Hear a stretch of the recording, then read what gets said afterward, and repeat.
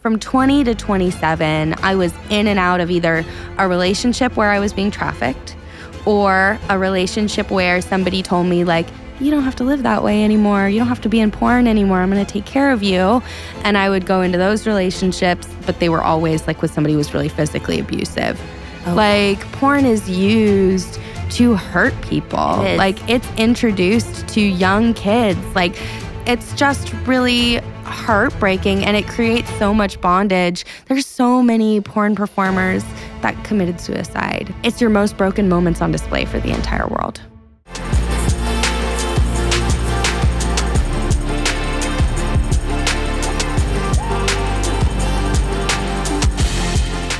Hey guys, welcome back to the Weiss podcast. And I am joined today with Alia Azariah, and she is the Aftercare Development Director for the Safe House Project. She's located in Southern California. Starting off, what is the Safe House Project? Yeah, so we're a national organization that works to combat trafficking by providing opportunities for healing for survivors and raising awareness and increasing the identification of survivors so they can exit.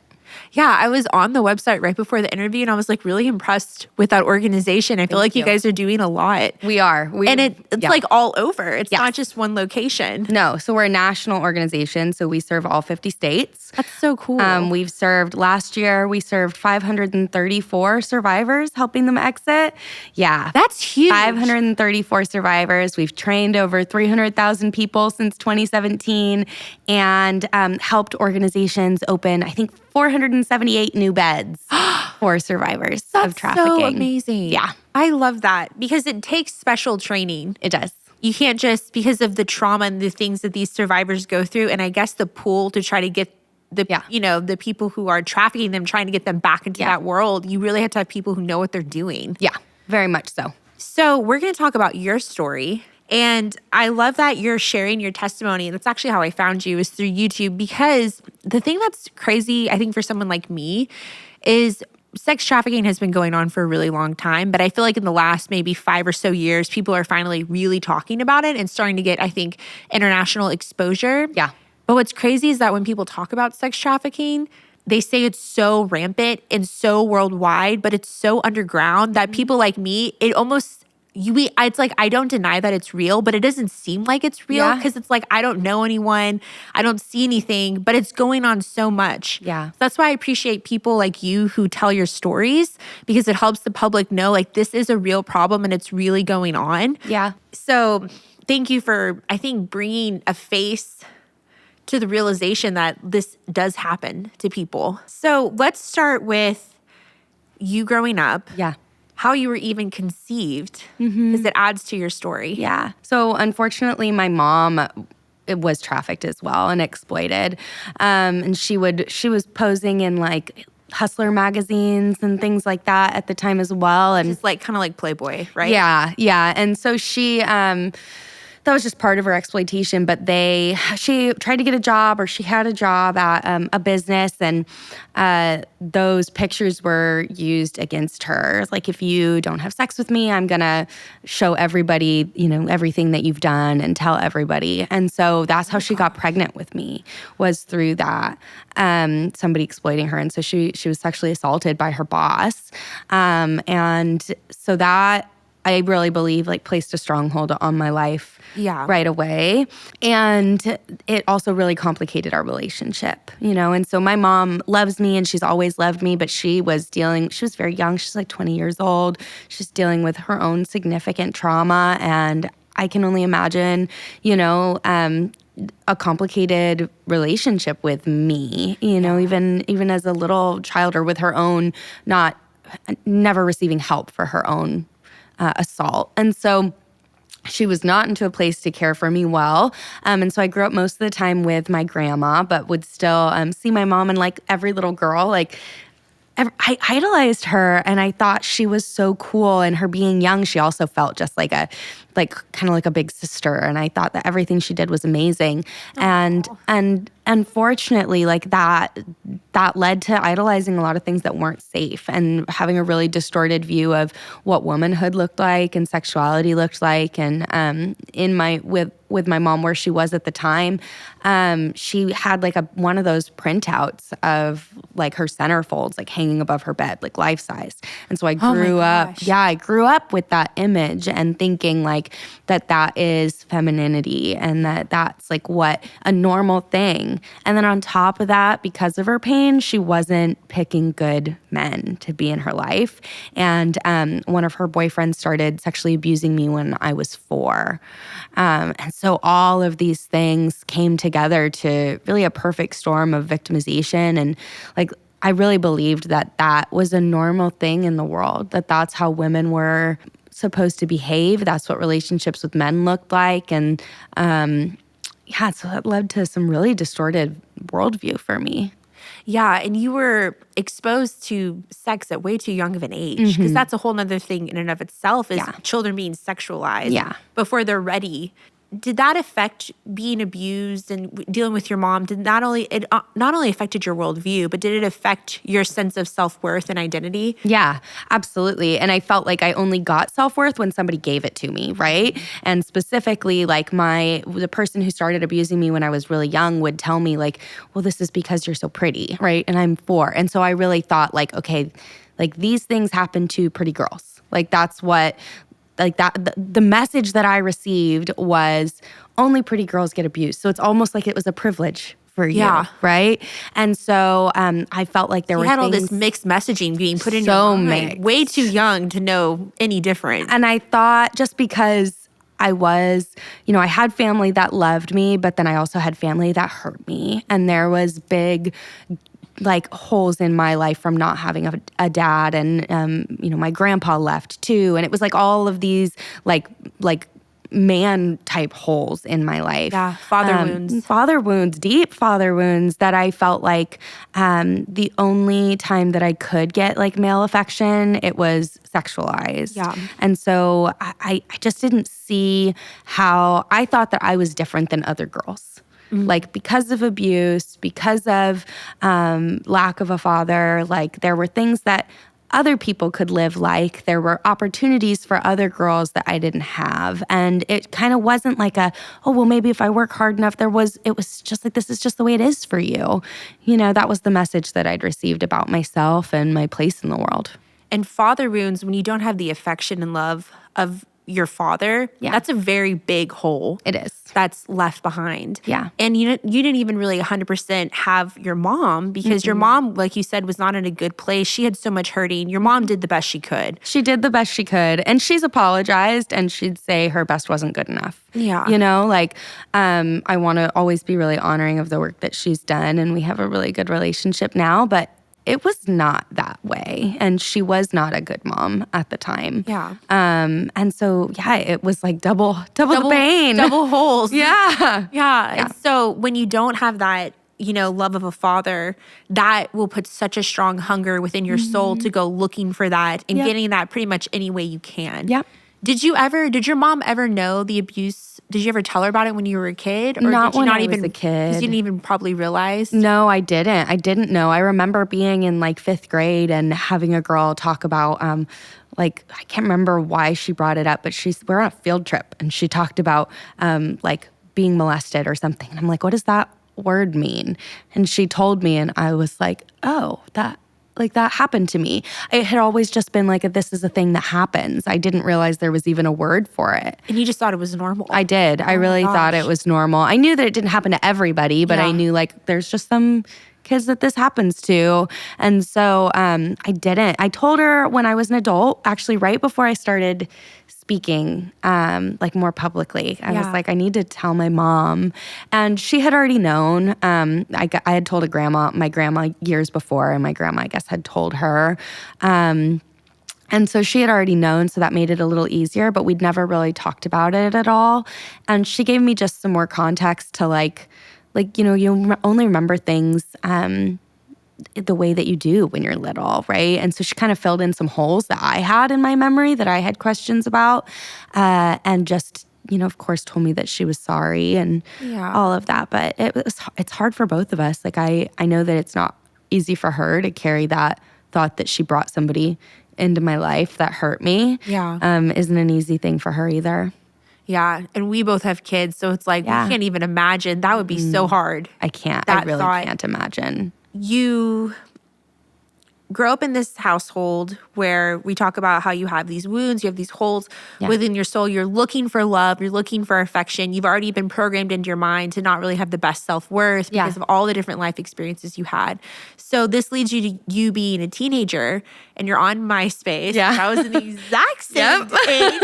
And then like we're probably born around the same time. Probably. Because I remember the MySpace age and I was the exact same age too. And that was such a wild place. It was. Because MySpace was so sketchy, in my opinion. It really was sketchy. There was something extra sketchy about MySpace. And I think it might be just because, I don't know, like people can fake their profiles even more. I don't know. There was also like the search on MySpace. Yeah, I knew there was something. It's been so long, but I remember like you could connect to such random people. So I'm just like, oh, MySpace was such a bad It was a bad place. for us our age. And I was like the same age as you, was like 13, 12. Oh, it honestly kills me a little bit. So you're on MySpace and what happened? So I had kind of gotten, like I'd had, experiences leading up to this that continued to confirm those things that I had experienced when I was very little. So I had starting around 12, I started, I do think that there's something that happens when you've been victimized and it's been kept in the dark where you do have victim written across your forehead. Yep. And people that want to hurt you or exploit you, they can see that when you haven't gotten the help. I think that too. There is. I actually think this might sound weird, but I think there's a spiritual component to it as well. Where in the spirit realm, this might sound crazy to other people, but I've heard other people talk about this where demonically and it attracts those kind of people to you. Yeah. Because they know. Yeah. I'm sure there is. And so that was definitely happening essentially in my life. And there were older things kept happening. Yeah. And so I had a little job at my mom's when I would go visit her, like hostessing at a little tiny restaurant. And there was a 21-year-old boy who worked in the kitchen who took advantage of little things like that. Little things in my life, they were little things. It happened so often that it did feel like little things. So I was really kind of the child and adult sexual relationship was really normalized for me by that point. And so what I realized was, okay, well, there's adult men out there that want to have sex with me, and they will a lot of time give me alcohol or they'll have me smoke weed, and those kinds of things numb a lot of this pain. That numbs this pain. And that was really normal for me to have adults that were interested in me. And so I was running away a lot, and MySpace was an aid in that. And what you could do on MySpace was you could search. And so I would do within a 30-mile radius, within a 60-mile radius, men between the ages of 25 and 35. And in the same way that I could search for that, men could search for kids that way too at that point. And so I would search that, and I could kind of get a vibe just based on MySpace of who would want to come pick me up. And it's sickening to think of how many times people responded to the messages that I sent out as a 12, 13-year-old girl. Do you want to hang out? Come pick me up. I was looking to run away. And so I would run away and I would numb, and it was like a Band-Aid. Somebody told me that I was beautiful. Somebody would tell me that I was valuable.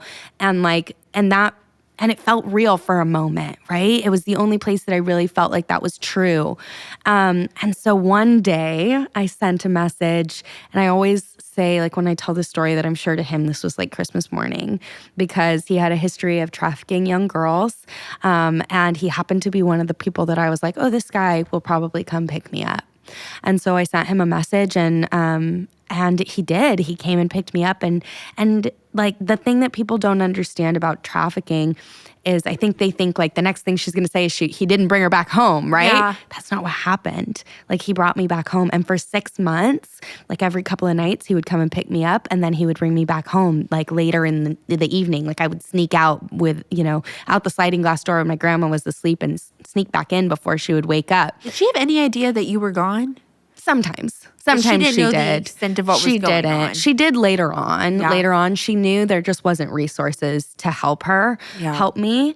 So I met this guy there, and it took him about 6 months before he actually trafficked me. But he spent a lot of time normalizing trafficking and normalizing like buying and selling sex and exposing me to other people that did that. Like he took his time to pick up where everyone else who had abused me left off. And so that when he would put me in a situation where he was actually going to be trafficking me instead of just abusing me himself, it felt normal. Yeah. Like it didn't feel like this big crazy thing that was happening. It just felt like, oh, this fits with everything else I know about life. He was grooming you. Yeah, he was grooming me. And so he treated you, did he treat you pretty well in the first 6 months? Yeah, I mean, it's all relative, right? Yeah. But like, yeah, he just told me how beautiful I was and how loved I was and just that he made me, and it's Love bombing. yeah, loved bombed me. And it's crazy to think, like, I was 13 years old. Like, how did I You're so think? young. So young. You don't know what's going on. And but he told me, like, we're going to be a family, all these things that. Were you like, did you feel like you were in love with him? Oh, absolutely. Oh my God. I did. So I he was like did. saying, like, you're mine. We're going to have a family? Yeah. All of these How old things. was he? He was 28. Ew. But I was so starved for family. Yeah, super gross. I Yeah. was so starved for family. Yeah, that's what you wanted. That's what I You're wanted. thinking he was going to give you like it's kind of like what they do in Disney movies. You think you're going to have like your happily ever after. 100%. He was like the guy coming to save you because they feel like that's like what girls want so bad. Yeah, 100%. That's what it was. And he told me like the things that he said to groom me. Like he told me that he'd been sexually abused when he was little. Like he made me feel like I wasn't alone. Yeah, that's like really grade A manipulation right there. Yeah. So when did it flip? Like when did he start actually trafficking me? Yeah. Yeah, so it was about 6 months after that. So I was about to be 14. And he'd already made it seem really normal. He actually told me, so we would like, I would run away and we would get hotel rooms and things like that. And then I would come home but he told me that, and it actually took me years to realize that this was a lie. He told me that he was getting a lot of this money from sleeping with older women and that they would give him money to do this. And so he told me like, I've been doing this for you. I need you to do this for me. And I have this friend, right, who's willing to pay this much money to have sex with you. And he'd already made that seem normal. He'd brought me around adult women who worked in strip clubs. Like he made it seem like everybody else was kind of doing this. And well, you were already doing this before. Like you were having sex with people to get alcohol or to have a place to stay for the night. You were already doing that. So when he asked me to do that, it was like, and I'm 13 again at this, like my mind was, so manipulated, that it was like, oh, okay, like I guess I could do that for you. I guess I could do that for you. And there was still this father wound. So even though I thought I was in love with him and that he was like my boyfriend, at that age I was still like mixing those things with fathering, right? Yeah. So I also like, because he was older. He was older. Yeah. And he was like, I'm taking care of you. So that was kind of like a father. It was. Yeah. And so there was this desire to like make him happy and then to keep all of that validation and to You didn't want to lose that. No, it felt like I'm going to be completely alone in this world again if I don't have him. And so he trafficked me to that one person that one night and just showered me with praise afterwards. And it just told me like, you did so good and I'm so proud of you. And it's so sick. messed up. It's sick. Did you in the moment feel like something was off, or were you so like in a cloud of confusion that you didn't even probably put two and two together? I knew that it like hurt internally, that it like hurt my heart, but so did every other time that I was abused. Yeah. So it was like a similar feeling. Yeah, it was like, well, this isn't really any different. And at least like look at how happy he is, right? It was enough to kind of like make those things be quieter and just continue to believe like, this is just what my life is like. Other people's lives are different and this is what it's like for me. But he was not, so the lie was he was not sleeping with anyone to get money? Yeah, he was not. Was he trafficking other women? I don't think at the same time as me. I really don't know. It's we look back at like that young teenage mind, and I know that I remember things different than what they were in some situations. So I don't know, not that I knew of, but he was involved with other people that were He was not people. selling himself. That was the lie. But he was trying to normalize it to you. And he's like, look, I do this. You can do it too. Yeah. Okay. And I didn't, it took me years to even believe or understand that because it felt so true. And it was when I first started sharing my story, my best friend was in the room with me as I was doing an interview, like online. And I said that like, well, he was selling himself. And she looked at me from the other room and was like, no, he wasn't. And it clicked. It all of a sudden it clicked. Like, oh my gosh, that was the grooming also. Oh, yeah. Dang. Okay, so what happens from there? Yeah. So you're 14. I was 14 at this point, and it just kept going. How long were you with him for? Until I was 18. And there was like a period of time. And were you still going to school and stuff? Sometimes. I didn't graduate 10th grade. Okay. So there was a period of, well, maybe 10th. I think I stopped going to school in 11th grade. So I graduated 10th grade. Did you run away with him? I would run away with him. Okay. Or with buyers that he had set up for me. And like there was a period of time where he went to jail for 6 months, and I kind of like started getting back into school and things were going well. And then he got out of jail and things went right back to the way they were because I was so bonded to like the affirmation and affection. Like a soul tie. It was, and a trauma bond and really complicated relationship and belief in my head. And so this kept happening until I was 18, and my family had put me in a program in Utah, which was just a horrendous, like the troubled teen industry. Wait, was it one of those weird programs where they like, oh, no, I was just watching really documentaries about that. Yeah. Oh, no. So it just added to it. It did, unfortunately. I think those parents were told that it was going to help. Oh, they were. They didn't realize that they're always in Utah. Anyways, I'm getting off on a side. What was it like? Was it like, did they capture you in the middle of the night? Yep. They captured me in the middle of the night and handcuffed me in a car and drove me to Utah. And like, Lord bless my family. My grandma, she had been told that it was going to help and that I was going to get all this care. And they're not cheap. No, like, they're expensive. Their entire life savings. They gathered money from friends. Like they did all these things to try and help me. And it was horrendous. It was absolutely horrendous. How old were you when they came for you? I was 17. Oh, gosh. And my family was just trying to keep me alive. Yeah. Right? They were really just trying to keep me alive. And at this point, my grandma knew what was happening to me. But nobody was talking about trafficking. No, not back then. No one knew what it was. So she didn't know that. There weren't services available. She knew that this guy was forcing me into prostitution. That's like what she thought in her head. But they didn't have language for there's no such thing as a child, involved in prostitution. They didn't know that. Yeah. So she was just trying to keep me alive. And so I turned 18 in that program, and they had done a lot of damage there. And so I came out worse. Then I went in and I'd not been allowed to talk to my family in 6 months, even the safe family that cared about me. My mom was in prison at this time. Things were just so much worse when I left that I really believed you know what? My family hasn't been there for me. They sent me to this place, but guess who's going to be there for me? The guy. And I left, and 4 days after I got home from that program, I was back with him.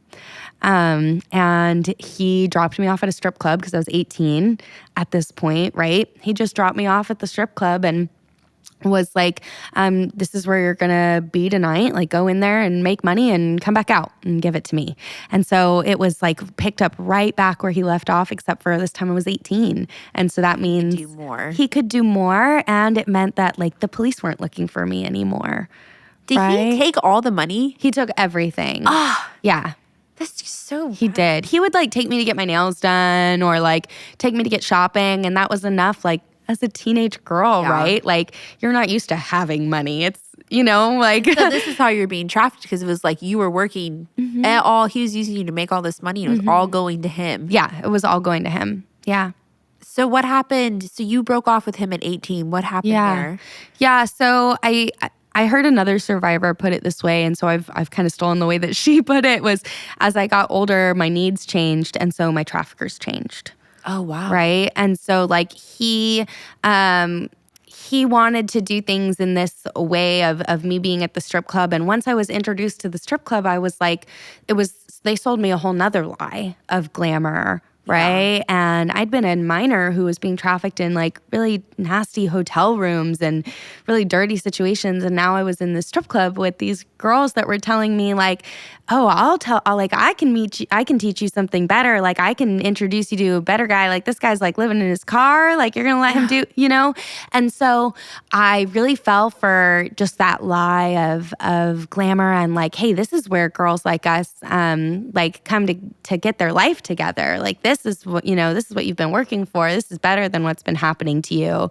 And so, but you put yourself in those situations or you get put in those situations and it's not safe people that you're around, right?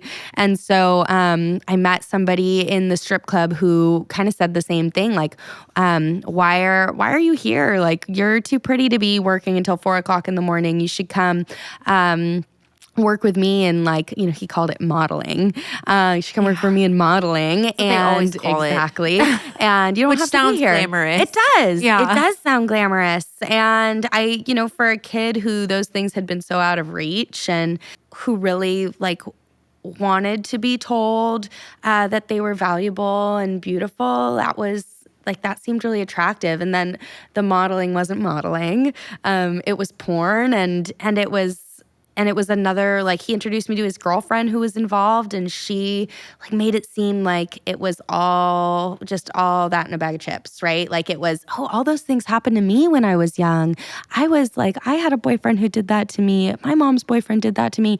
And now look at me and look at this house that I live in. And at this point, I'm a single mom, right? Like, I have a little baby, and I'm like living in Southern California, could barely pay rent without that kind of stuff. And so they like had me sign this contract, and I essentially like signed my whole life over.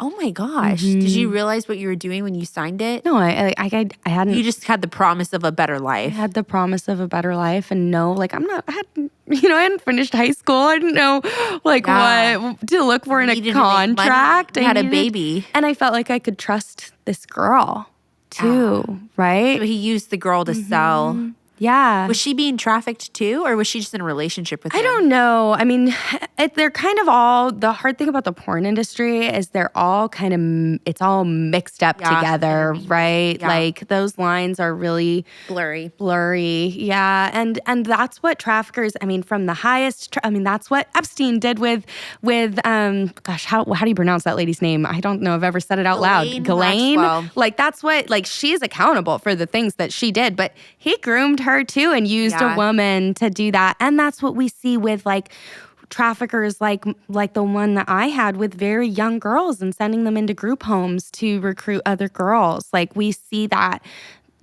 traffickers use other people who've been victimized in the same way to groom and to make it seem normal. So the world really much operates in like secrecy, manipulation, and going after basically vulnerable, abused people. Yeah. And it's kind of like a perpetual cycle. Yeah. And so you signed this contract to do porn? Yeah.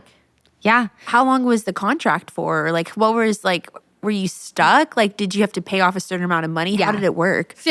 So I still don't remember a lot of the things in the contract because I really didn't read it. The things that I do remember. Those things are intense anyway. It is. And if you're young and you're just desperate to make money, you're like, sure, I'll sign it. Oh gosh, you just don't know. 100%. And I was so used to like. It's not like you're going to have a lawyer you're going to call up and be like, hey, can you check out this contract for me? But of course they had a lawyer who wrote it, right? And they're professionals. And of course, the lawyer who wrote it worked for them. And so it's meant to protect them, and right? exploit you. And so I don't remember the length of time or anything like that, but it was like they have all rights to everything that was produced. Yeah. And there were certain expectations on me, like my physical body, like physical expectations of what I could do with my hair and with my body and like weight wise and things like that. Plastic surgery, like not allowing, like not that I, wanted to at that time, but like there were things in there about like if you were going to have plastic surgery, you had to get it approved by your manager. Like, so this person really had control over your body, right? It also had like I had to pay him a certain amount of money from every shoot, and then I would get some of it. And to me, that felt like I'm gonna get some of this money, right? Like I was already used to having somebody that was gonna take my money. I was already used to like exchanging sex for money. Like these things seemed really normal. And in my head, it was kind of sold to me like a step up. Like, oh, you get some of the money now. Well, oh, and this is a nicer environment. And for like a girl like you, this is the best it's gonna be. You know, like this is the best that's out there for you. And like this is the only access to like a career, like the way they sold it. And they also, just like my original trafficker, sold it like the idea of family. Oh, really? Like so they pulled that angle on you again? Yeah. And we're a family here, and like let's go get our nails done together, and like let's go do all of these things, and it was the same lie coming from a different mouth. And so that contract that I signed was stepping into this entire industry that is really built on trafficking. Like people want to believe that that industry has a lot of consent. And I think there are a lot of girls who think that they're consenting. I would have told you like, no, this is great. Like I would have told you I was there completely of free will. In fact, when you're in a film, they videotape you and you have to do like this consent tape, which says like, hi, this is my name. I'm here like of my own free will. There's no drugs here. I'm not on any drugs. Nobody's forcing me to do any of these things. And you have to do that to get paid. And there can be a table full of Coke, like just out of frame, right? And so all of those things those legal things that they say, like people are there for consent, it's just not true. And nobody in porn has taken a course on what consent is. Yeah. Like no one knows. No. I didn't know what consent was. Like I thought as long as I wasn't being like physically held down or tied to something that I was consenting. I didn't know like what coercion was or how I could be manipulated. And the entire porn industry runs on manipulation and coercion. Yeah. So how long were you in that world for? So I was always kind of in and out of that world. Like I would be in for a little while and then my life would just get so messy that I would be out for a little while, but I would still be like at the strip club, or I would have a boyfriend that was trafficking me. I mean, the next like from 20 to 27, I was in and out of either a relationship where I was being trafficked or a relationship where somebody told me like, you don't have to live that way anymore. You don't have to be in porn anymore. I'm going to take care of you. And I would go into those relationships, but they were always like with somebody who was really physically abusive. Oh, and it was like a cycle. It was like I was doing the same thing. Just over one thing and over. or the other. Mm-hmm. How long were you over. with that guy and the girlfriend with the contract?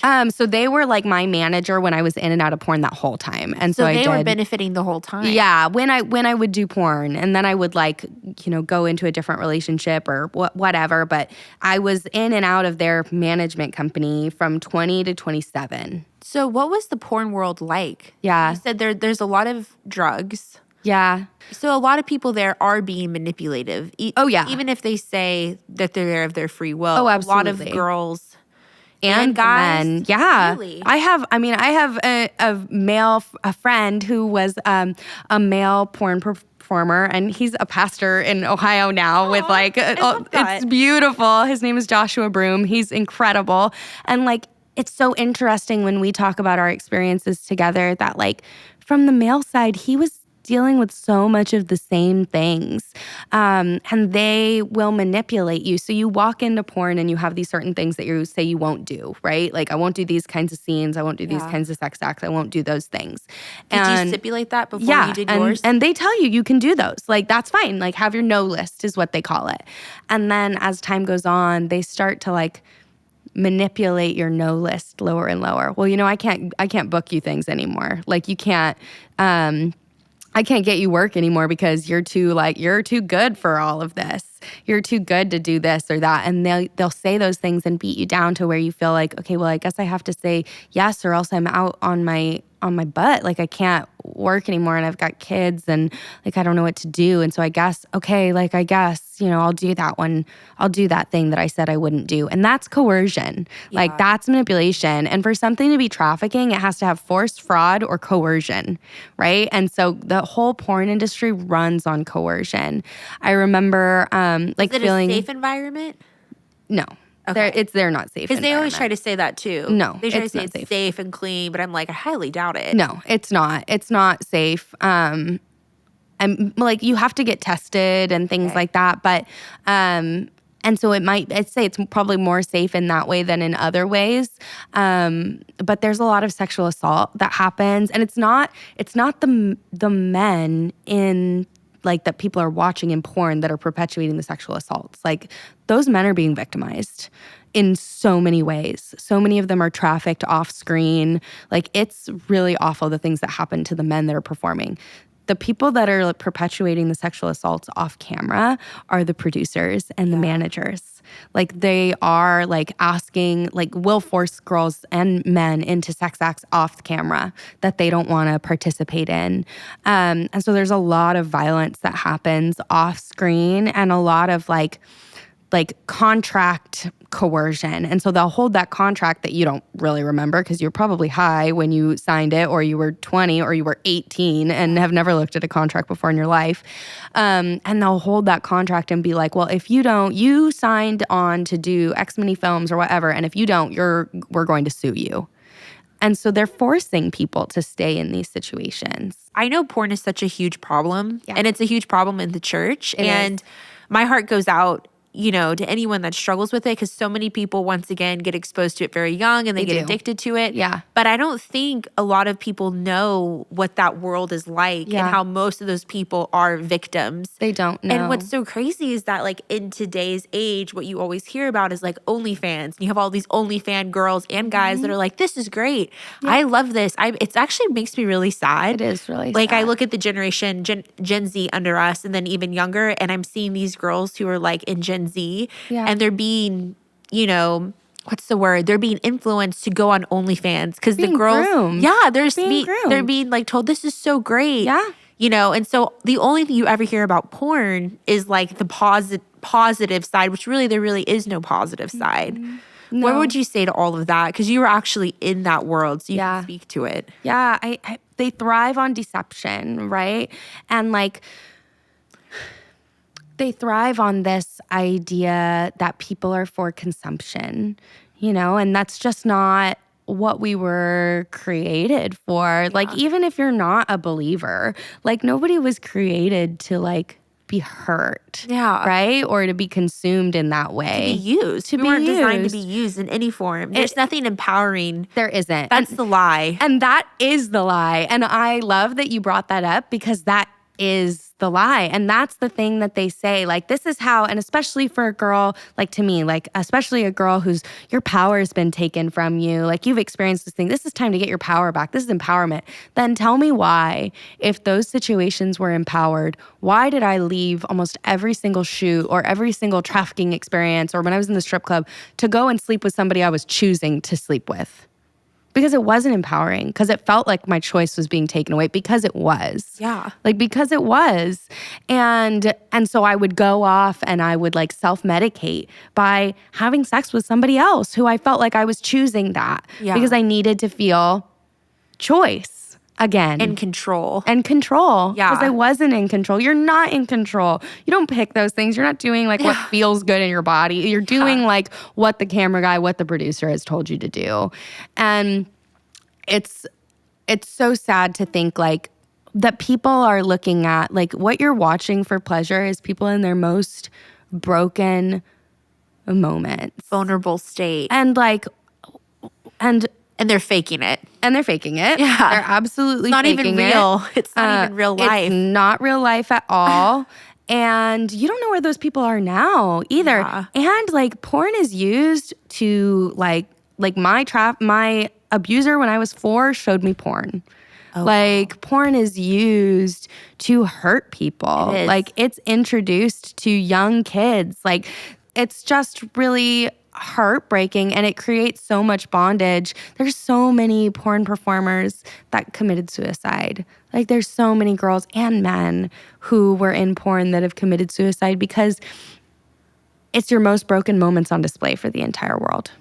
And there's probably a feeling that you can't return to the normal working, even if you're trying to get out of it, world, because it's like, well, this is out there. And like kind of like what happened to your mom, we'll use this against you. Once it's out there, it could be used against you. So there's this pressure kind of I have to stay in this industry because I've already done work in this industry. Yeah, exactly. Because people struggle. I've heard different survivors say they struggle to go back into society because people, definitely are judgmental of their past. Yeah.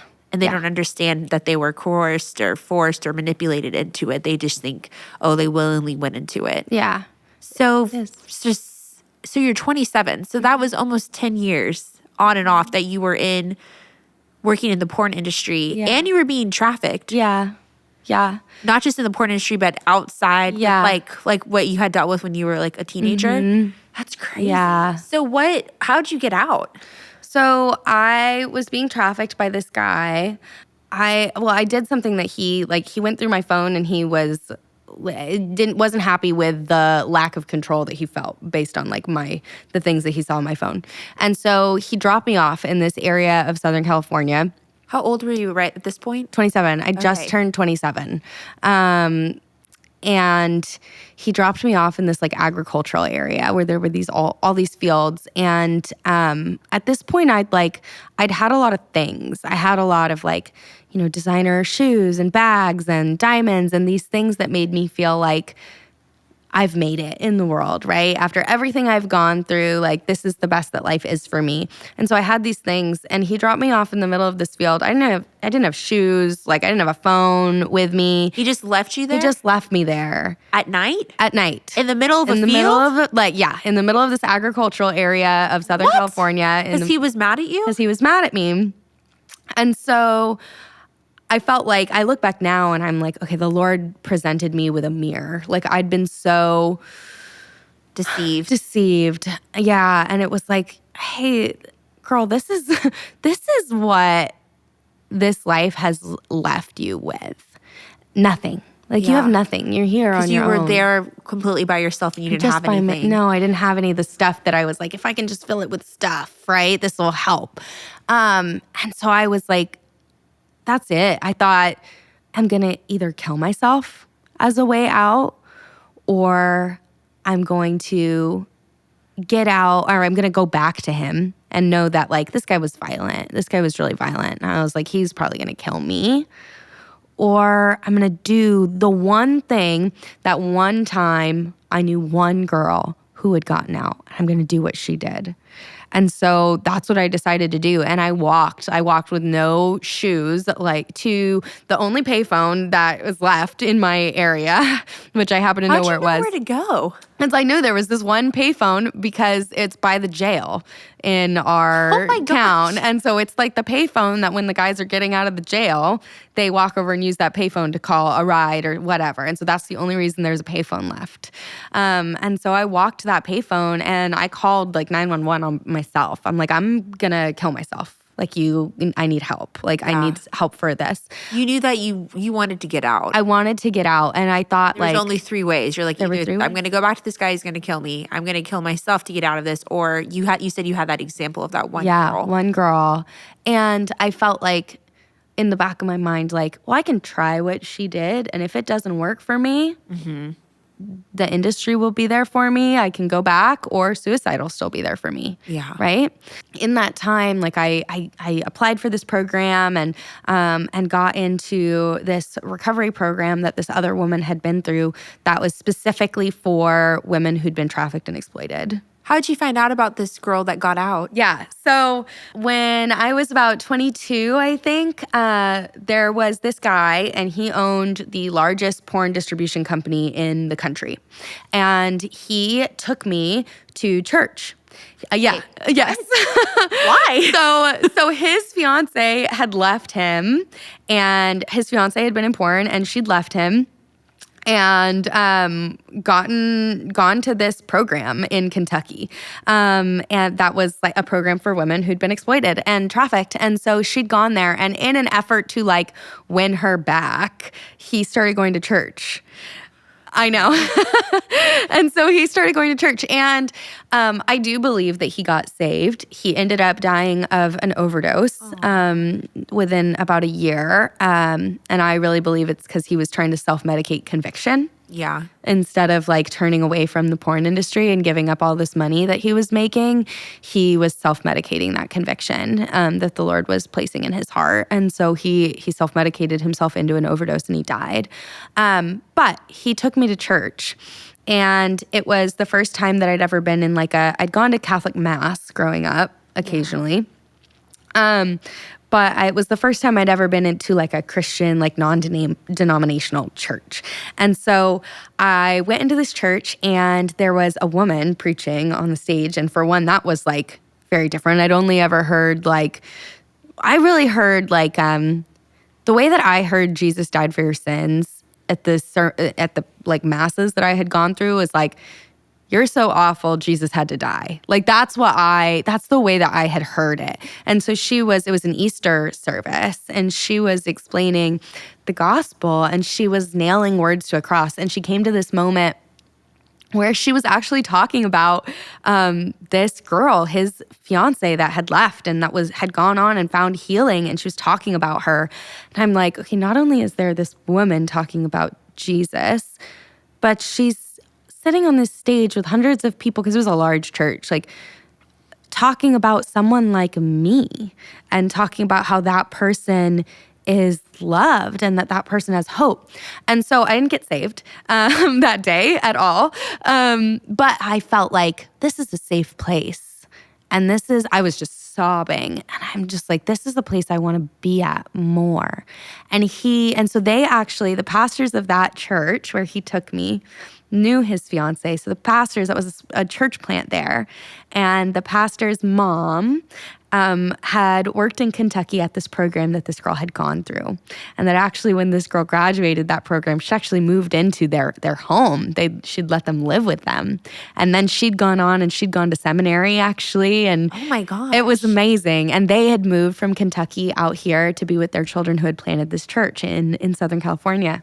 And so they knew about trafficking and they knew about the porn industry. And the porn industry, like, I think is the part of my story that people like always shock people because there aren't a lot of us that talk about it. But like in my perspective, like everything that was happening outside of porn as far as my trafficking was like took more time of my life, And so they understood all of that too. Like they understood all of the ways that I'd been hurt outside of that. Did the girl from Kentucky have or the girl that got sent to Kentucky, was her story similar to yours? It was really similar to mine. And you were able to talk to her? Not at first. Yeah. Like at first I didn't. And at first it was just knowing that she existed. Yeah. Like to know that there was somebody like me who got out, like that was big. And so they could recognize me, the pastors of this church and her mom and dad, like they recognized the pain that I was in and the things that were happening to me. And so for 4 years, and I'm being trafficked, I'm in and out of strip clubs, porn, abusive relationships during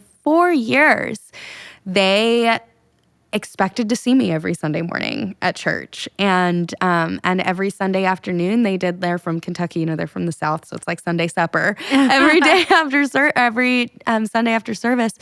And it was all of the pastors in their home and me.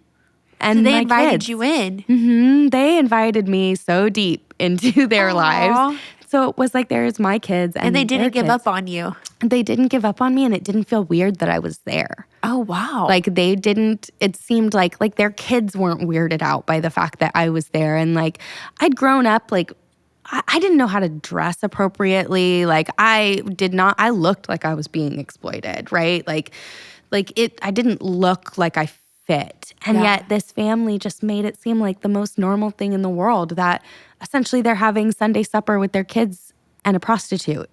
every Sunday. Wow. Like it's still the most Christ-like thing I think I've ever seen.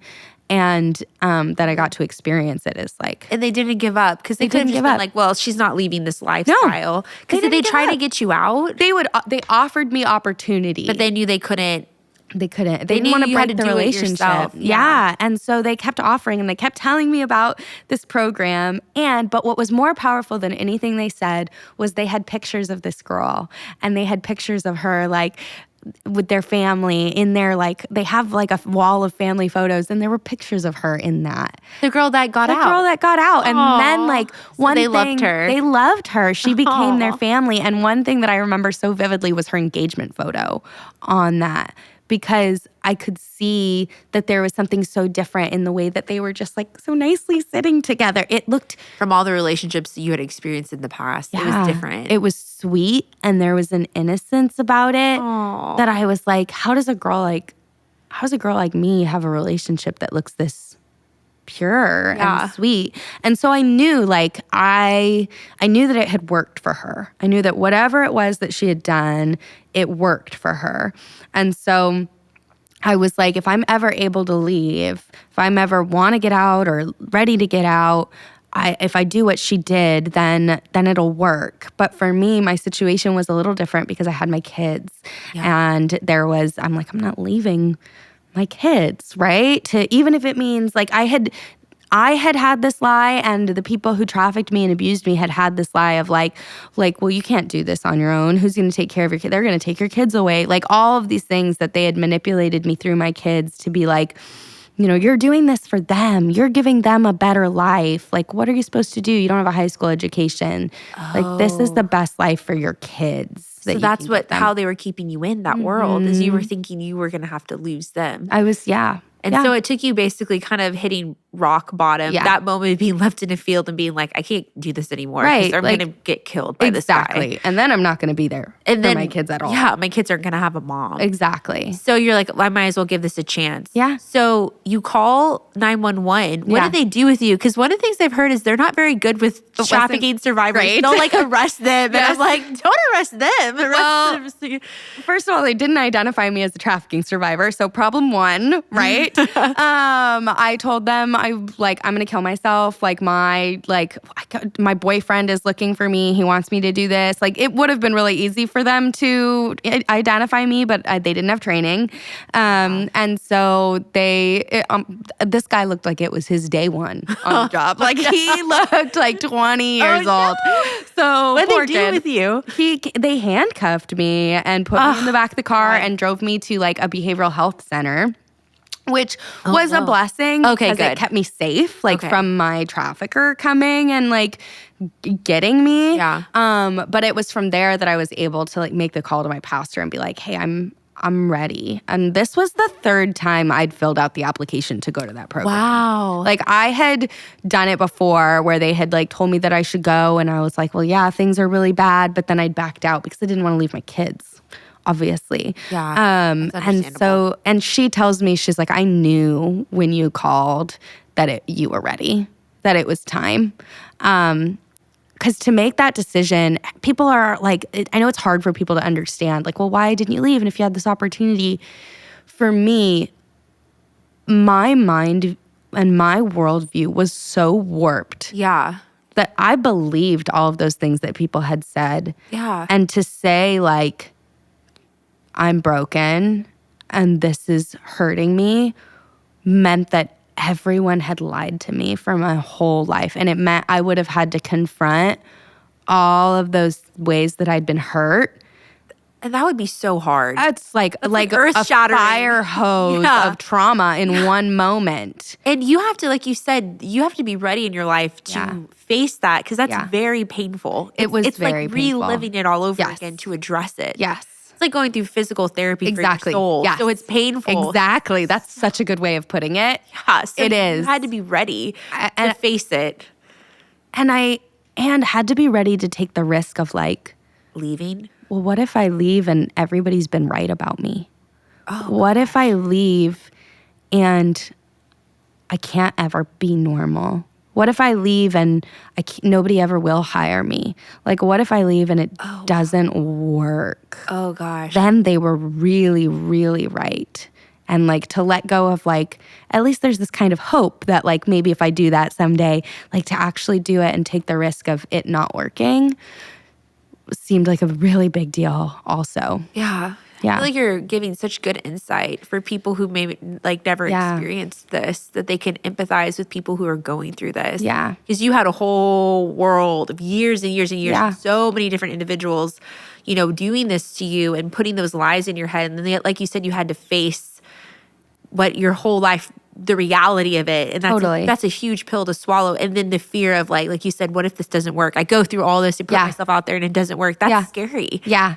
Because it was such a bad system that you were in, but in your mind, it was kind of working for you, right? And in the moment. And that's the other lie that's told. Like, I knew that it wasn't working, right? Yeah. But it was like, it's not working because there's something wrong with me. Yeah. Like, that was the lie that I believed too. Because just like in the same way that people are deceived about porn, or they're deceived about strip clubs, right? And they look at women or women on OnlyFans or whatever, and they see like all of this glamour. I was seeing all that glamour too of these other women involved. And like, I wasn't seeing them in their car when they're sobbing. Like, I wasn't seeing them when they're also being sexually assaulted. I wasn't seeing those pieces of their life. I was only seeing the glamour also. So in my head, I'm like, why is this working for everybody else?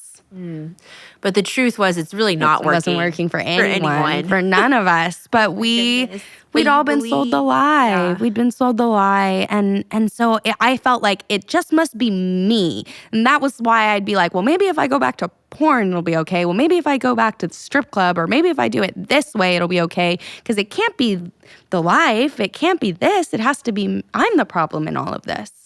So what was it like? So you go off to Chicago, right, for this program? Yeah. What was it like going there? I like to describe that program as like what kindergarten probably was for most people, where like I could have just drawn like a scribble on a piece of paper and they would have framed it and like just told like tried to sell it for $1 million because they thought it was so valuable just because I made it, right? Like that's the way that we were treated in this program. So they treated you really well. So loving. We were so loved. Aww, we were that's so what you loved. needed. And it is like they loved us so much.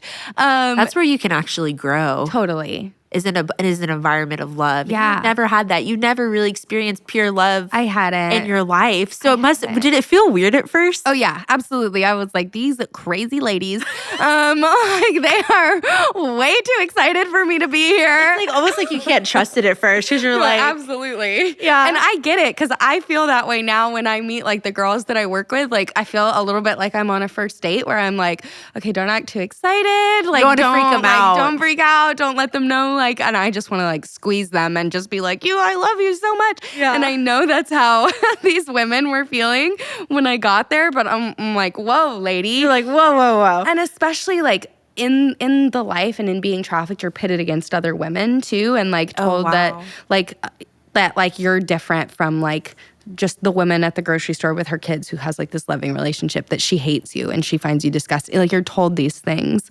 And so it was further isolate you.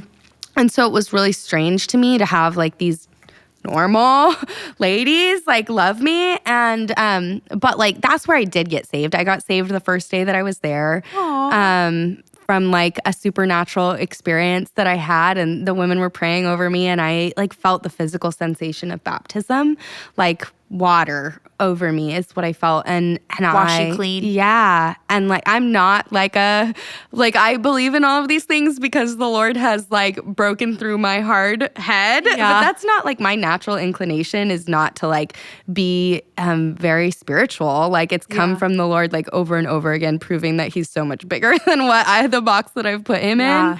And so I had that experience. And so for me, that was like, okay, I get it. I believe you. And I just really wanted to know everything about him. And this program that I went through was like, it was very just deeply like soaked in the Holy Spirit and in knowledge about the Lord, but also in like re-breaking those broken bones like in our soul and putting them back together, like essentially like the physical therapy for your soul. Doing the work of like the fragments in your soul. And learning new things, like learning the truth of who you really are. Yeah.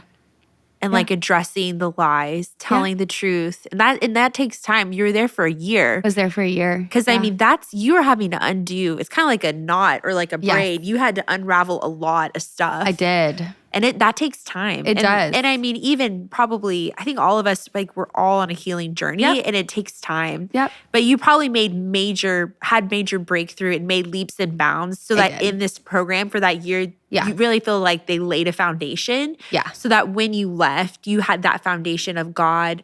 Yeah. And his word. Did they teach you how to have a relationship with God? They did. They really taught. That was like a big part key. of it. Yeah, that was so you can much leave of it. And like, okay, you're like, okay, I know who the Holy Spirit is. I know how to like read the word of God. Yes. Because like that's how when you get out, how you keep that going. Yeah. So we did in that program, we did like deep trauma care and we went to therapy and all of these things. And we did like, books on codependency and like childhood trauma and all of these things. Was it like so eye-opening? It was. Was it wild? It was. I feel like that'd be crazy. How did I know my life? It was crazy. And then at the same time, we did Bible studies. Oh, right? I love that. And so in all of that was mixed, like, I mean, we did like Battlefield of the Mind and we did like Shame, Unashamed, which is like a Christine Kane. So a lot of Bible studies too that brought like the Lord into those like really broken places and normalized like allowing him into those spaces.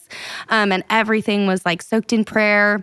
And so they really like taught us to be in those moments, and like they really pushed like having alone time with the Lord and devotional time with the Lord. And I had a lot of questions. Like I wasn't raised with faith. Like I was not raised with anybody who read the Bible or who prayed openly or anything like that. And so I had a lot of questions about like things that I had seen as like what I thought was like Christians being hateful towards people. And like, I had a lot that I needed to understand. And they were so like gentle and patient and wise in the way that they responded and really prayerful in like addressing, like I didn't have church hurt because I wasn't involved, but I had known a lot of people who'd been hurt by people who said that they were representing the Lord.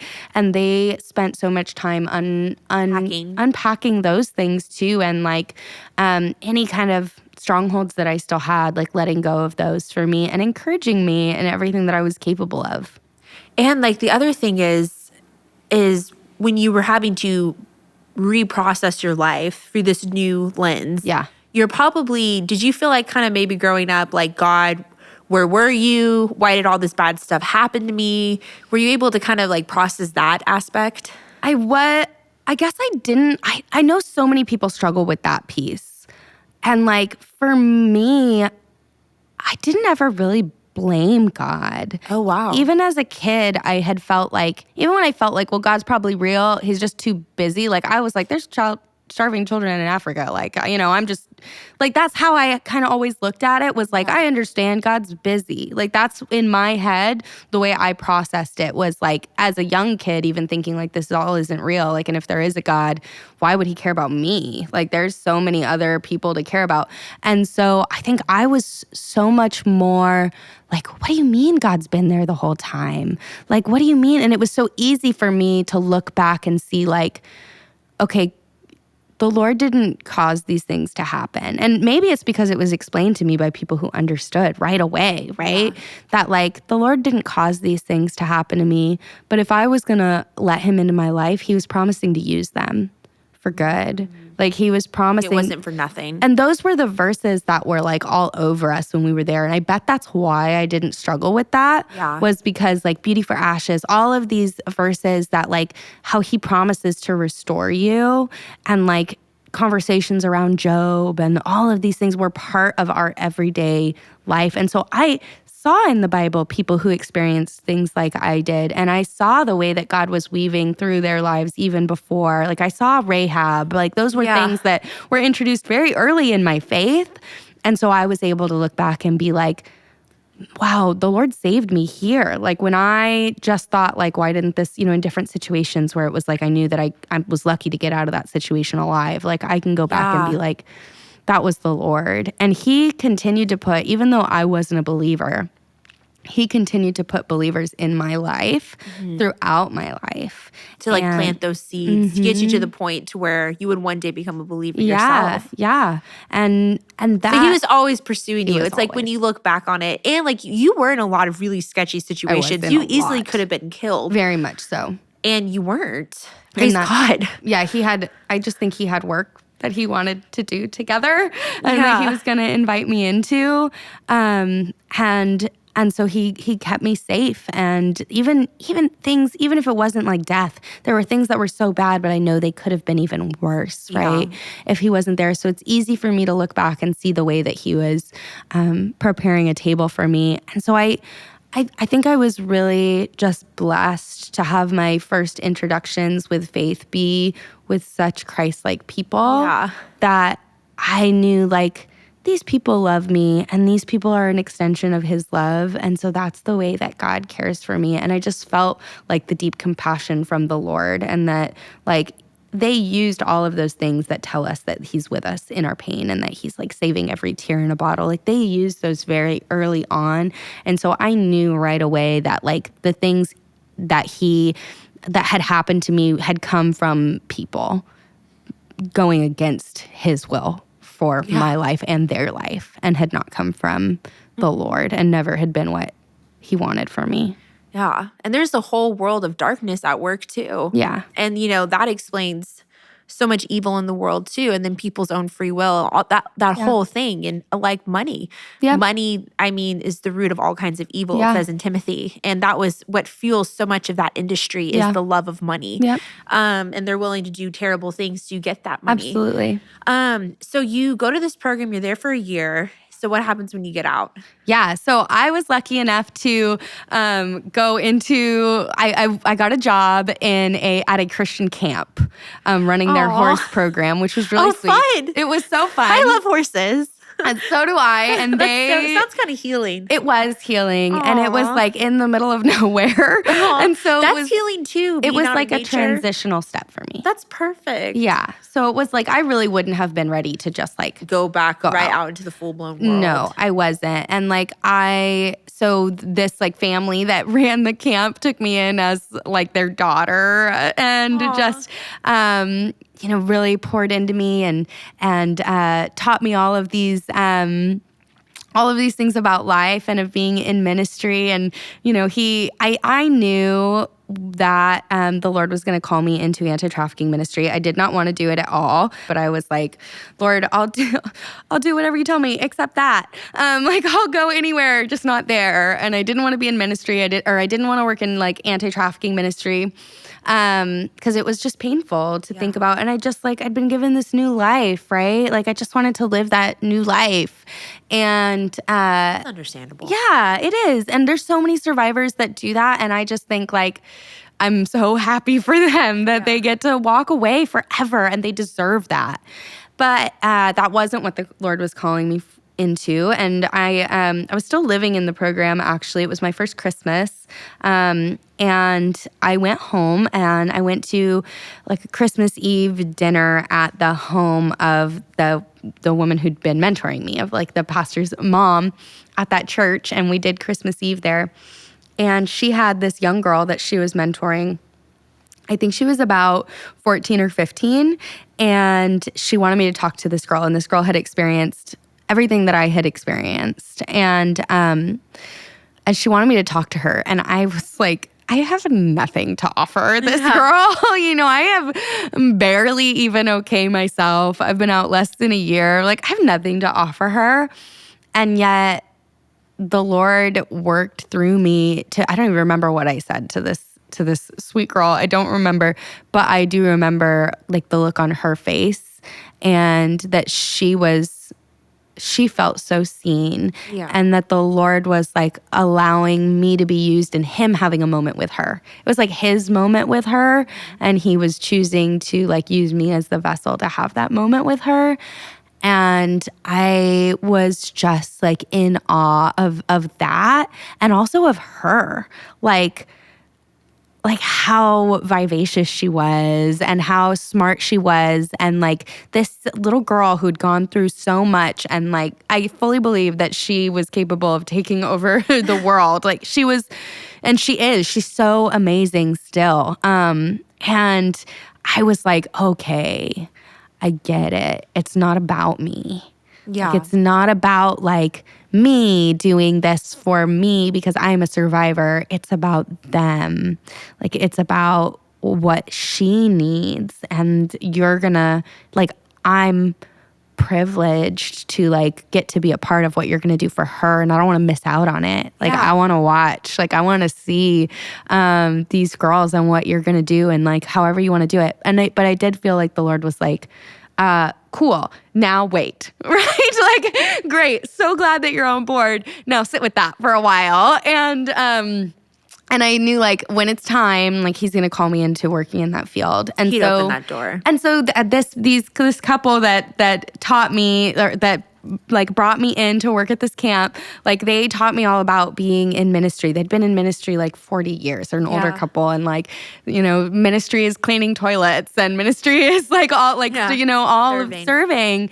And so I got to have that foundation too. And then they encouraged me to go to Bible college, and like going to college was something I had always wanted to do. And so they helped me like fill out all of my paperwork to do that. And they drove me there. Like they drove me and dropped me off at school in Chicago. And you went to a Bible college, I went to Moody. I went to Moody Bible College. Which is like extraordinary because you hadn't even finished high school. So you're able to get your GED. I was able to get my GED. I got my GED while I was in the program. That's amazing. Yeah. And I took my SATs while I was there. Like all of these things, all of these self-discovery and like achievement things that most people were experiencing in high school, but I was being trafficked, right? Yeah. And so I was able to do all of that and go to school. And the Moody is a great school for like non-conventional like students. Like there's a lot of 18-year-olds and then there's a lot of 30-year-olds at that school too. Yeah. And so that was really just a good fit for me. And it was a sweet time, like where I got to learn so much more, and so much more about like that I had so much more to say and so much more to share than just my story too. Like that was something that I had to learn there, that there was like so much more to the Lord and who he is and what he's inviting me into than just my testimony. Yeah. And so that was like really special. And yeah, I went to Moody and I did a pastoral residency at a church in Chicago. That was incredible. That's so cool. It was like a really, I got to, like music's always been a really big part of my life. And I was involved with like a group of friends where we were like recording music. It was all of these redeeming times for me of the Lord giving me back all of these like childhood dreams that had been stolen, and like just using them to prepare me for when he would eventually call me into ministry full time. So one of the things you talk about that's important to your story is forgiveness. Yeah. And you were able to have like a reconciliation with your mom. Yeah. Can you talk about that? Yeah. And it was two-sided, you know, like I was able to, and I think it really happened before I got saved, to be honest. Like as I became a mom and I started to understand. It does shift your perspective.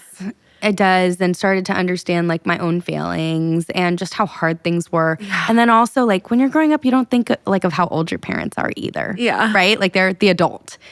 But like as I started to hit the age that she was at certain milestones where she'd failed me in my life, I started to realize like how young that was. Yeah. Right? And I'm like, my gosh, like she didn't know, and was she doing her best? And so I, even before I got saved, I started to accept her for who she was and forgive her for things. And then when I got saved, she really stepped in a really big way with like my youngest and taking custody of him and watching her, like, because she'd already experienced a lot of healing herself. And so watching her do that and like really be there for me in that way. And then we've had some conversations where like have allowed me to forgive her even more because she's taken accountability. Yeah. Right. And like a lot of the things that I've had to forgive with people outside of my mom, like people who hurt me, I've had to only just do the one side. Right. Like Yeah. I can forgive them. I can know that like because they're a child of God, but to have somebody who was a part of why I was hurt actually apologize, like it did allow for an extra level of healing and more than just forgiveness, reconciliation. Yeah. Right. For her to take accountability for though she knows the things that she wishes she'd done differently. And I believe like, yeah, her best wasn't good enough, but it was her best that she had at the time. And now her best is different. Yeah. Now her best is better than that. And it's also just amazing to me. Like I in so many ways, I need my mom just as much now. Yeah, as I it's did. true. Yeah. It's weird. I'm like, You're like, I'm a full-grown woman, I but don't know you what to do. still want a relationship with your Yeah. mom. They're still your mom. Totally. And you need help in different ways. Yeah. You don't want, if you can have that, you still want that. Yeah. And so she's there now. And That's we're awesome. like, my mom's not a believer. She has a lot of church hurt. Like there's still a lot that she's unpacking, but like she believes in my faith for me and she's willing to have more conversations now huge. and be vulnerable about things. And so we've been able to have like really open communication and she doesn't try. And one thing that's really helped our reconciliation is she doesn't try and downplay anything. That's big. Yeah. Because that's pretty common. It is. And she doesn't do that. Like she, I know it's not easy for her. Like it's not fun to hear about the things and to hear about like your child's experience and know that like you're responsible for a lot of those things. But she's like my biggest cheerleader. She thinks I'm amazing. She like brags about me to everyone and so does the rest of my family, honestly. But it really took her like being conscious of the things that she does that still aren't perfect and like making amends for those things. They counted. It mattered. So you did a residency, and then where did you go from there? Yeah, so I was like living this life in Chicago that was so beautiful and like building this ministry field. And the Lord called me back to my hometown. That must have been kind of wild. It was awful. Like, You're like, that's where it all happened. like, why? I don't want to go back there. Nothing wanted good to go happens forward, there. not go back. Yeah. And I feel like the Lord like showed me Jonah and like that this was like my fig tree, that my life in Chicago was like my fig tree. And he's like, I made this and I can take this away. Like, are you, because I was very much like nothing good happens there. Like that was how I felt. Like, because that's what you experienced. yeah, like nothing good happens there. That's like an unredeemable place for me. But he was calling me back. And so I'm like, well, I have to be obedient because I had always known like that he was going to. I'd always felt like the Lord's going to call me back, but I need him to be clear. And he did that.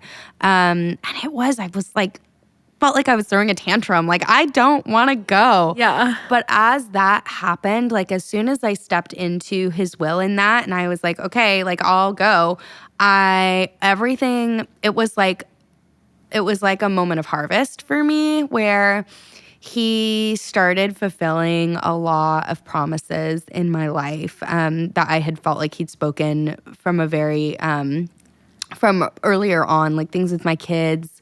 And it was at that time as well that I got offered this job with Safe House Project that I'm in now. I'd already worked with them like in a consulting space and been connected with them. But when I called them actually and was like, hey, I'm making this move. Do you happen to know if anybody in the area that might be a good fit that I should look at for like a ministry position? And they're like, we were just praying over this. We just opened this position. We want you for this position. Wow. And so it was just like, it was very much the Lord was like, and now it's go time. Now I'm calling you into like anti-trafficking full time.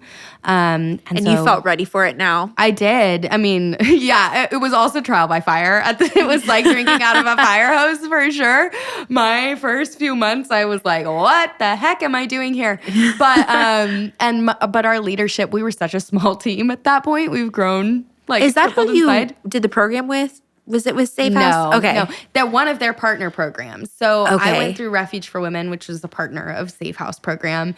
So Safe House like helps they help multiple programs across the nation with resourcing and all that kind of stuff like that. Exactly. So that's what's so cool about them. So it wasn't technically the program, but they're partners. Yes. So it's kind of like you were working for the people who helped. And the guy who started Refuge for Women is the one who had introduced me to Safe House Project. And so it was very interconnected. It's kind of like in the family. It was. Yeah, it was definitely like in the family. And so these two women that founded Safe House Project, I had no idea what I was doing. I knew very little about this industry in the field.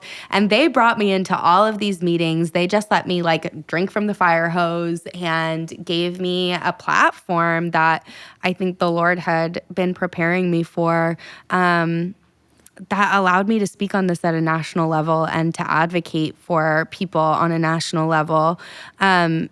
And the rooms that I've been able to be in that time, like I've spoken at the Capitol building, like I've spoken to UK Parliament twice, like all of these things. Pretty nerve-wracking. It is, but at the same time, and I had this conversation with a friend of mine that I had dinner with last night while I was here.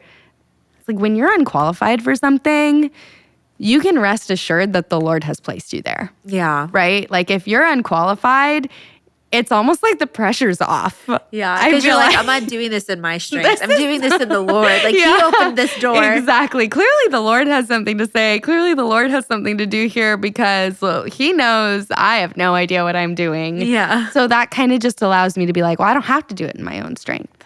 Right? So, and you're not supposed to. No. And that keeps you humble because that's the key. Because it's like getting into these places of influence, it can easily get to your head. Yep. And that's what I was thinking is when the Lord was like, when He gave you that taste with that girl, talking to her for the first time at the Christmas Eve dinner, you were like, oh, I think I do want to do this. He's like, okay, great, but wait. Yes. Because He was preparing you that when He opened those doors, you were grounded in Him. Yep. So it wouldn't affect you. Yep. You could stay in this place of like, okay, Lord, whatever you want me to do, like you're my sufficiency. Yep. I don't have to do this in my own strength. It's all the things He prepares. That period of testing and trial and education and building is so important. It is. And it's like, for anyone who's listening, is like, don't skip that step. Absolutely. Follow the Lord, and you can speak to that. Yes. And I because I mentor women and girls now, and that's what because I think so many are like, I just want to give back. I'm ready. And I'm like, no, wait. I just wait. Like, and cherish those times. Like, cherish that time. It is a really sweet time. Like, how much, like, when I tell women as I'm telling them to, like, go into a program or girls, like, how often are you going to have a year of your life where you don't have to pay bills, where you don't and you can just focus on growing and being healed and experiencing time freedom. With the Lord. Yeah, like you know how hard it is, like to have time with the Lord, like how intentional I have to be now, and how many other voices there are. You have so much going on now. Yeah. Now you have to try to make time to keep that. That's a whole other thing. It is. And I completely can relate to that. I went through like my time of when I was single and I was going to Bible school and I had all my time to do that. And it was such a sweet season. And now that, you know, when you're a mom and you're working and you're this and your ministry, it's like all these places and you're like, everything. There's everything that wants your attention. And it's all good things. It's good right? things. It's such good things. But like to have that time, like you can't pour out of, you can't, if you don't have that, you can't pour it out on other people. No. Right? And like I had incredible examples, like the people that mentored me, the people that taught me what it was like to be a leader were like had worked in mega churches, had been mega church pastors where other pastors had like fallen from grace and like been exposed, had experienced all of those things. And so we're coming from a place of like being really intentional in their own integrity and their own preparation. And so that was like the leadership that I had the incredible blessing to learn from. Yeah. And so I always try and teach that to the women that I mentor, and the women that I work with at Safe House Project and our co-founders are incredible like examples of leadership. So I've really been spoiled, honestly. Yeah. I really feel like God really put you into family. He did. Into His family. Over and over again. That's what I love about your story. It's like one of the aspects that I love is He was like, I'm going to put you with these safe people who are going to love you and teach you. And, you know, He gave that. It's like beauty. It's like what you're saying, beauty for ashes. It's like what we lack, what the enemy tries to take from us. It's like He restores to us. Totally. Like the story of Job, it's like He restored like sevenfold. And so like I got back home, right, to this area that I'm from, where all this where this terrible thing was, And I got the chance to be involved with another organization that's like a boots on the ground organization there. And that's who like this girl that I had met, that's who she'd been receiving services from and getting help by. So there was like a ministry in the area that works with young girls like where I'm from. Wow. And that's been this whole other thing to be like, okay, it's one thing to have like this like national platform where we're working to serve people on this grand scale. And it's another thing to be able to be like, this is a girl from my neighborhood. Yeah. Like this is a girl who looks like me, who talks like me, who's like been on the same like street that I've been on, like went to the same schools that I went to, and like we're helping, like, and there she is. Yeah. You know, like it's like it's looking at a younger version of you. And you're like, I've been there. Exactly. Did it feel kind of like full circle getting to help girls that were from the same area as you, going through the same things you went through and help bring them out? Absolutely. It feels like, so this program this ministry that I work with at home, Forever Found, they also have a home in India, right? And so there's a woman. Oh, wow. Yeah. And so there's a woman on the team who is from India, and she was talking like a couple weeks ago about how she had been to the home in India and how it was like all of the girls were like just like, oh my gosh, you look like me, madam, and just like all of those things, and how they had felt more connected with her because she looked like them and she was from where they're from. And I was just thinking about her saying that, and I'm like, that's how I feel about where you're at now. These girls. Yeah. Like, I don't, that's what they see when they look at me, is like, this isn't just like some woman who hasn't been here and hasn't, like, they know that, like, they feel the same thing towards me as those little girls felt towards her. And I feel the same way towards them. Like, these are my girls. Like, these are my people. These are my, like, these are my kids. Like, these are his kids. Like, these are the Lord's children. Yeah. And getting to watch them like struggle and overcome, it feels like an incredible privilege to know them, and to be like a safe person in their life. Like, you know, there's that, like, you know, be the person that you wish you had, right? Yeah. Like, I'm just like, what an incredible honor it is to get to be that person. Like, to be in a position where I get to have that level of influence over them, and over these young girls. And like, that is it. I feel the weight of that privilege. And I'm like, and like in that, like keeping us humble, like I hope that I always feel the weight of that privilege. And knowing them, I think also helps me keep it like on the national platform as well, because it brings it back, right? Like this is still happening. Yeah. And so I was taught by pastors like that brought me up, like, you know, well, the Lord gave me the you know, the Lord allows me to teach on the stage because he knows I'd be doing the same thing like on the street, right? Like, that's the way that I was taught. And so for me, like, being involved with those girls feels like the same way. Like, the Lord allows me to continue to be in spaces that I feel like I have no business being in, or be on platforms. To advocate for them. To advocate for them. And because he knows that I'm willing to do it like in private as well. You know? It's true. Exactly. It's like the verse says, it's this, if you're faithful in the small things, so, you know, if you prove you're faithful, then you can be faithful in the bigger things. And, you know, it's true. It's that it's who you are when no one's watching, but he's watching. Yeah. That's what matters. And he sees your heart, and he's keeping you in this world. And like you said, that because you get this fresh perspective, you're able to go out and continue to advocate for those women who need an advocate who can be a spokesperson. Yeah. You know, and not many people not only get out of the world, but then come to a place where they're able to get so much healing and freedom that they're able to then speak out. Well, and not every person wants to either. Like, there's a lack of privacy. Like, I don't have social media anymore because, girl, I don't blame you for that. You ain't missing anything. No, I'm not. Social media stinks. I'm not. But people have weird ways of showing things, and like I think their like intention is often good. But I would do like things like this, like podcasts or whatever, and get like really weird messages after, and like really inappropriate things that people think are like okay to say. And like not every person wants to step into those spaces and have those doors open and Exactly. like That have kind of people exposure. No, and Yeah. that's okay. Yeah. Like that's fine. Like God's not going to call every single person. No, and he No. doesn't need to. And so I also feel like really gracious, like grateful to the Lord that he like allows me to share my story, because I know it's not just my story. Like my That's a good story point. is so typical. Like it's not like the things that happen to me are the things that happen to so many women who are trafficked or exploited, and boys. Like, and so when I tell my story, I feel like I kind of get to take the hit for other girls to not have to do it, because it is a burden. Like, I'm lucky enough that I have great mentors of other women who have left the life and gone on to have platforms, and they've taught me a lot of like how to protect myself and things. But it's like, it's not always the most fun thing to do. Yeah. So like really being sure that like the Lord is calling someone into it. Exactly. Yeah. It wouldn't be working if he had not given you the grace Totally. to do it. And that is key. Yeah. But you keep going because you want to keep helping, because the Lord's called you to it. He's graced Totally. you for it. And you, like you said, you have those people that you're still meeting and hearing those stories and you're still advocating for. Yeah. I just want to say thank you so much for being so open. Thank you for sharing your story.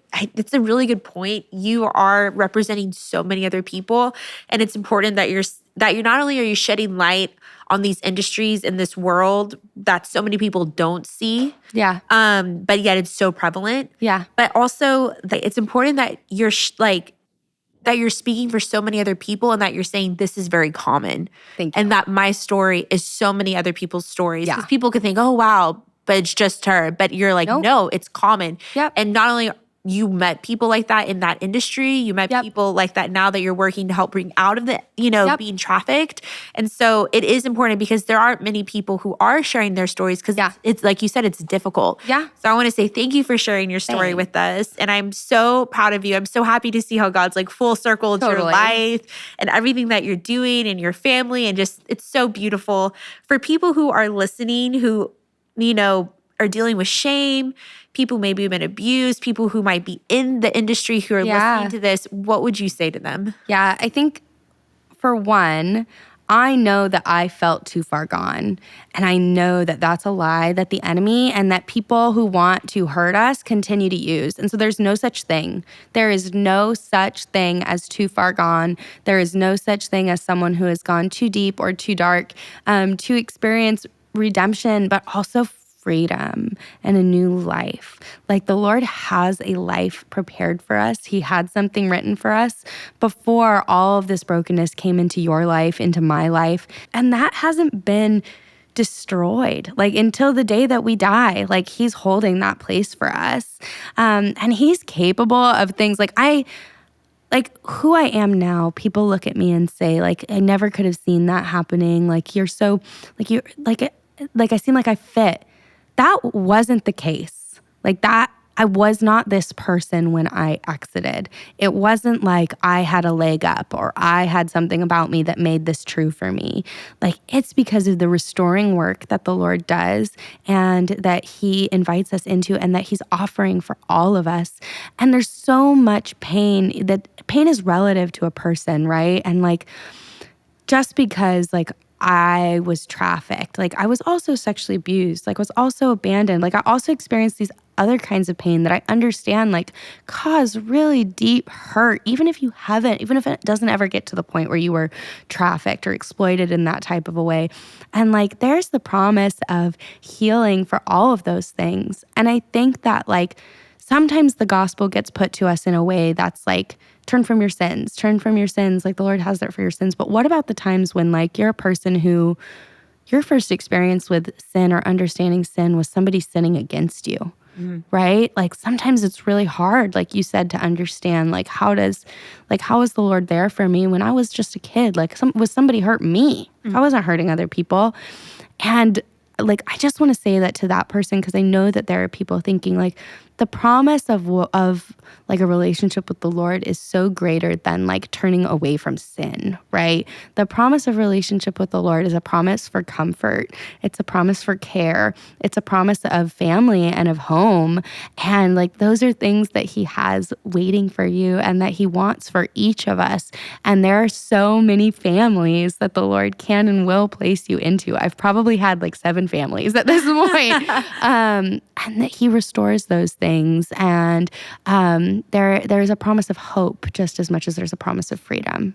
I love that. Yeah. For people who want to know more about who you're working for, Yeah. Safe House Project, or Yep. who want to get connected, Yep.